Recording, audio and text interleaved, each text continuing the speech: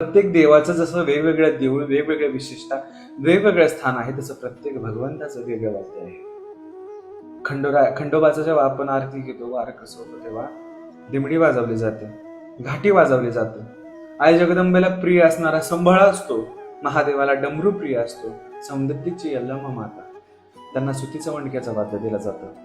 आई लक्ष्मीला डफडं किंवा हलगी अशा प्रकारे प्रत्येक देवाला एक मनमोहक असणारा क्षेत्रानुसार किंवा त्या भक्तांनी बनवण्यानुसार वाद्य असतं. प्रत्येक वाद्याचं एक अनन्यसाधारण महत्व आहे. जेव्हा एखादं वाद्य वाजत असतो ना मित्रांनो, तेव्हा शक्ती स्वयं तिथं वास करत असते. एखाद्या माणसाने कितीतरी वर्ष तप केलं आणि कितीतरी वर्ष आपण मंत्र उच्चारत बसलो ना, जेव्हा आई जगदंबेची आपण आरती ऐकतो बघा, आपण एक आरती ऐकत असतो नवरात्रामध्ये, पहिली आरती मानायची माझी नाव आरती मानायची, प्रत्येक शब्दामध्ये असं बळ आहे की त्या भक्ताची भक्ती जागृत होते.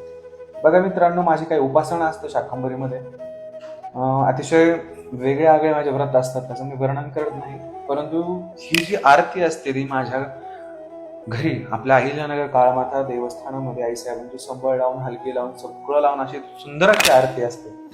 त्या आरतीमध्ये उभं राहिल्यावरती पूर्ण भान हरून जातं आणि काय भूक लागली, काय झालंय, तहान लागली, काहीच कळत नाही, की वाद्यामध्ये ताकद असते. एखाद्या व्यक्तीला जर संचार झाला तर तो इतक्या ताकदीने खेळत असतो किंवा त्याचा जो डाव असतो तो देत असतो की त्याला देखील कळत नाही. असं या वाद्यांमध्ये अफाट ताकद आहे. म्हणून कुठलंही दैविक कार्य करत असताना तुम्ही परडी भरा, तुम्ही देवीचा गोंधळ घाला, हे काही करत, त्याला वाद्य असणं खूप आवश्यक आहे. गोंधळी, आराधी, जोगती किंवा ज्या भगवंताला जे वाद्याच्या वेळेस माणूस लागतो, गायनाची जी कला असते ती प्रत्येकाला भगवंत देत नाही, काहीच मोजक्या माणसांना देतात. जे गायनातून आळवलं जातं ते जगदंबेपर्यंत त्वरित पोहोचतं. ओम काय